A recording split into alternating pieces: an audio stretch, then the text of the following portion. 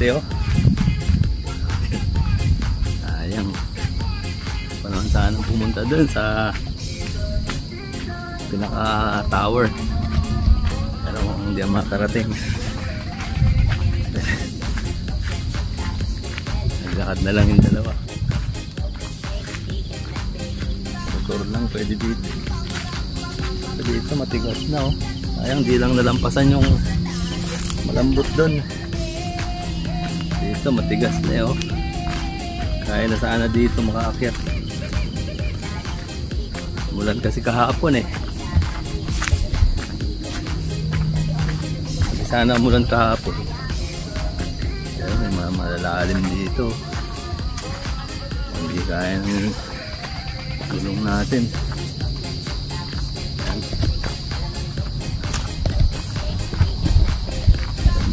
Dito ano kabilang bundok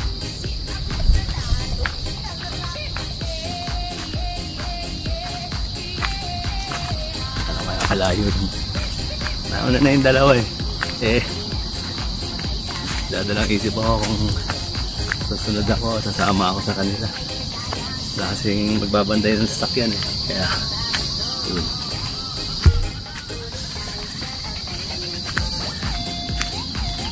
Mataas din pala oh. Pataas.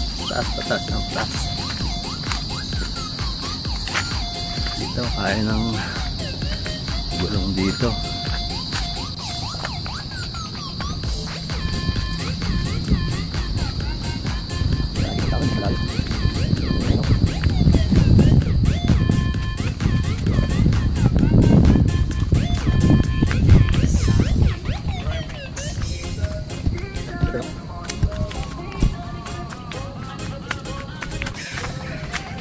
Subukan ko lang kung masisilip po yung yung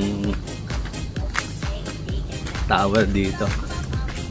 Kapag hindi, babalik na ako. Nakapagod maglakad. Bakit pa? Ano yan naman may daanan ng sakyan. Kaya lang hirapan talaga yung sakyan dito. Kailangan 4x4. Medyo malalim ito. Pagdating dito ba, nahirapan na naman. Saka matatalas yung yung mga bato.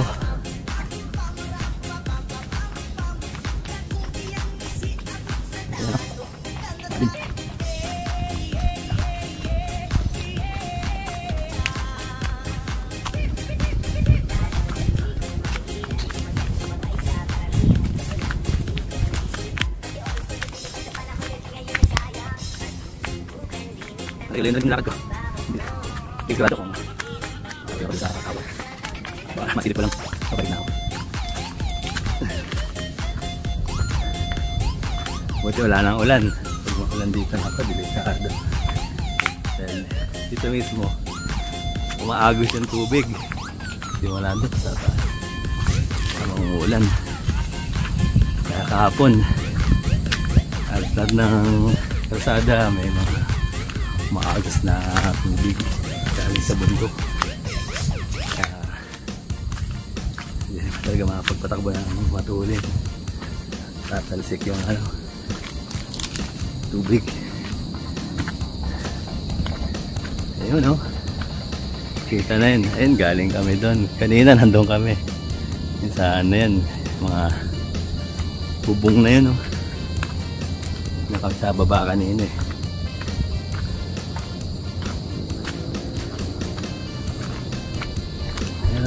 napakaganda rito.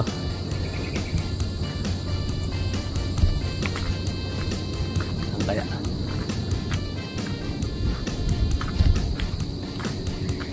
medyo mataas-taas na itong akit natin pero hindi ko natatanaw yung antena ng globe. Yung akitin ng dalawang kasama ko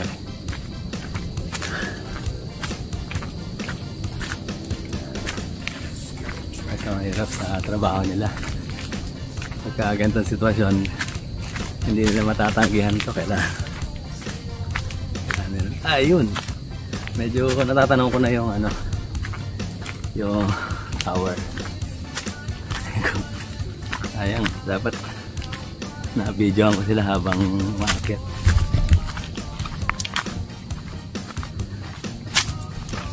Medyo mainit. Pero mas maganda na ito kaysa umuulan. Medyo nakakapagod. Ay, kaganda ng mga puno dyan, no? Parang drawing ang gawin. Medyo magandang experience to, no? Nakakakit tayo sa bundok nang hindi tayo masyado nahihirapan. Ayun ang ano, ayun tower na walang kung narating na ba nila o mukhang wala pang tao sa itaas. Baka nagpe-prepare pa sila ng kanilang gear. Hindi ko alam kung alin dyan ang aakatin na. Dalawa yan, yun. Ito niyo yung white-orange. Kasi yung isa mayroon pa doon walang pintura. Kulay gray. Medyo malayo-layo rin pala, oh. Grabe. Kaya mo, bundok na to. Ayan, merong gate dito. Sabihin, may-ari talaga yan. May bakad dyan, oh. Hindi pwede pumasok dyan.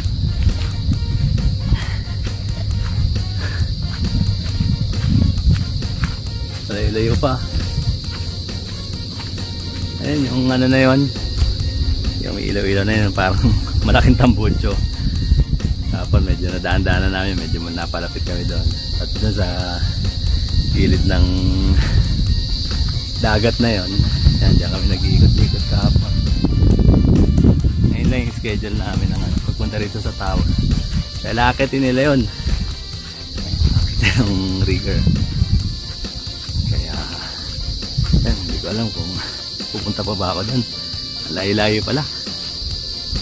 Dito meron na namang ano, malalambot na may tubig pa. Ano pa ng tubig. Karoon pa ng tubig. Tsak, malambot yan. So kung nakakit kami, siguro hanggang dito na lang din. Shit man. Pero pag nalampasan yan, yung ano na yan, may tubig, dito matigas na uli. Ayan, kita-kita na yung ano, antena na yan, no? Ganito pala dito.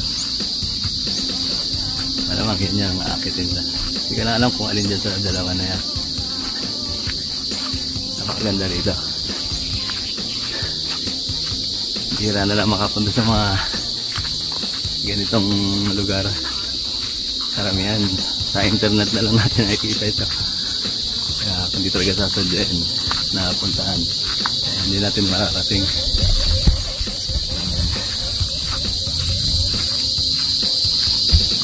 Ang bahay nari pa. Okay naman nakitin itong bundok na to kasi hindi naman siya ganun katarik. Nga lang yung sakin natin hindi talaga kaya. Doon pa lang bungad pa lang. Nalampasan sana yun. Kaya na ito. Matigas to. Alpasana. Gusto ko pa naman makarating doon sa mismong tower. Bibidyoan ko sila habang umakit sila.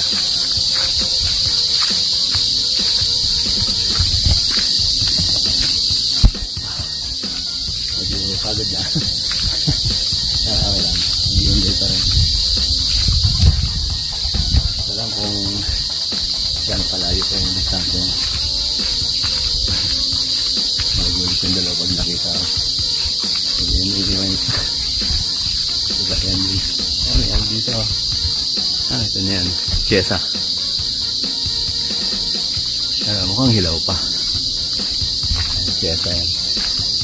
Ito ang laking puno ng mangga. Sobrang laki.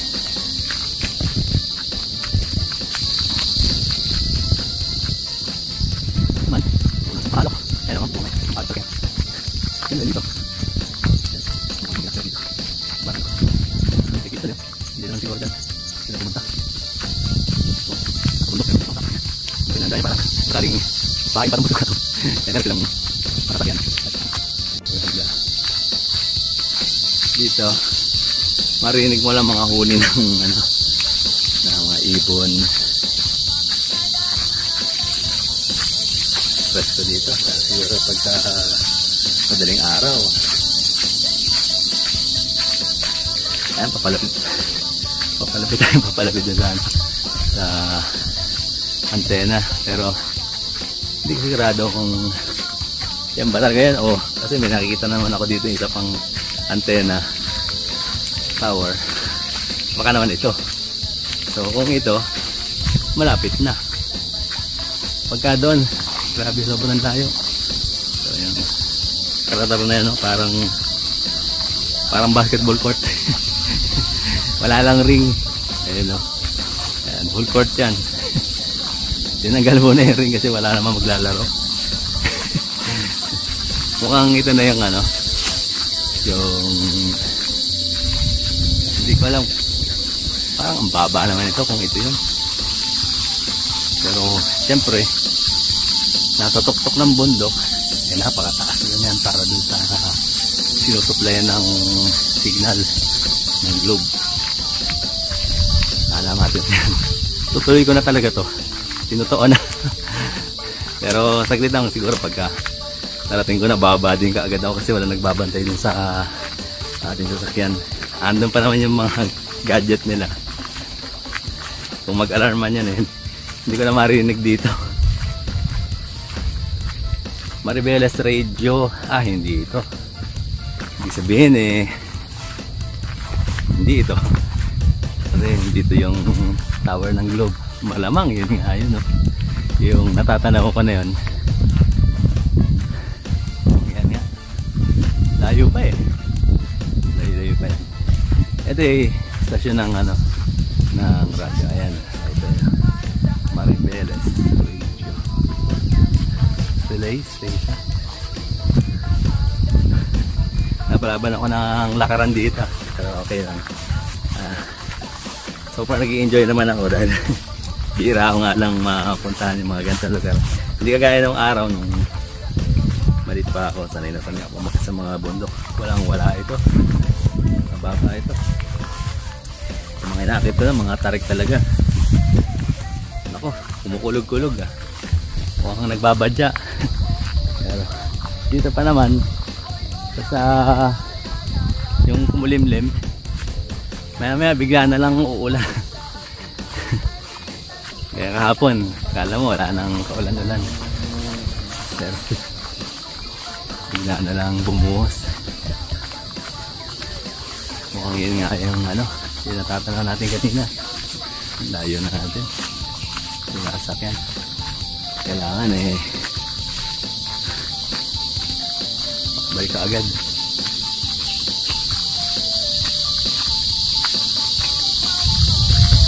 Dito, paano kaya sila nagkahatid ng diesel dito sa ano, sa generator?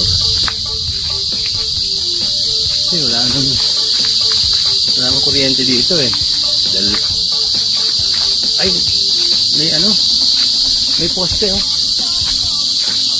pero gumagana yung generator. Ibig sabihin walang kuryente. Pagka kasi nawala ng kuryente, nag-automatic yun.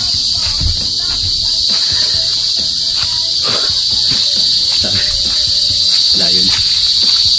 Narinig ko gumagana yung generator. Siguro eh may brown out. Tapos kumukulog-kulog na. Kawawa yung mga kasama ko. Pagka inabot ng ulan ako, wala silang payong. Pala pinagamit natin yung payong natin sa sasakyan. Ito medyo malapit-lapit talaga ako dun sa antena ng globe. Hindi ko lang alam kung alin dyan yung yan natin. Mukhang yung isa. Kasi dapat may tao na yan doon sa natin.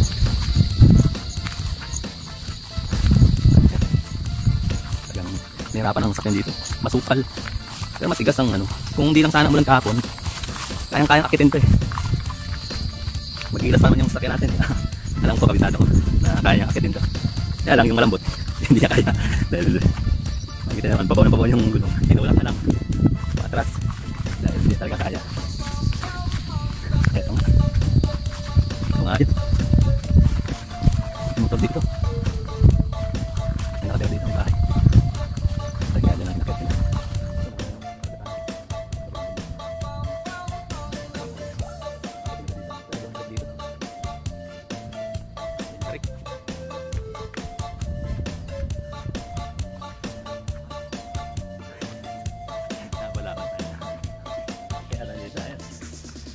Taas.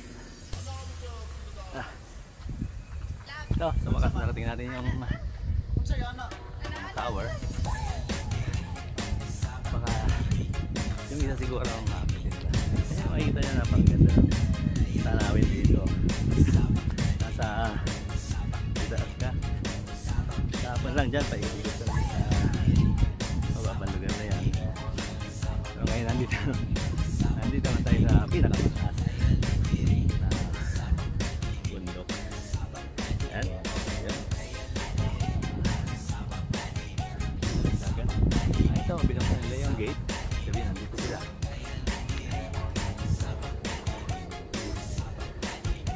Tayo na ulit yung generator sa diyan.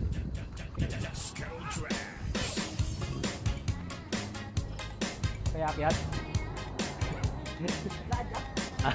Oo. Nagbablog ako yun. Kaway-kaway. Kala ko nasa... Ito ba akitin? Itong ano? Ito? Tinitin ko doon. Wala pang tao. Sabi ko baka hindi yan. Yun.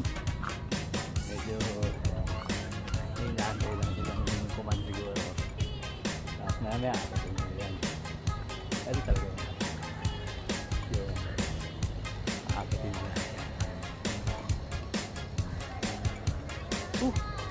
Medyo nakakapagod pero nakaka-enjoy din naman.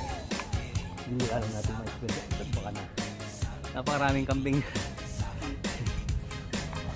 Ayan, ganda-ganda rito. Ayan, sarap maligo sa dagat. Napakalumanay, walang kaalan-alan pero nagbabad ka, kumukulog-kulog. So ito yung antena na nakakati nila pagkataas. Pero dito hindi yan masyado mataas. Nandito na nga sa ibabaw ng bundok. Pero kung kumpara sa doon sa mababang lugar, talagang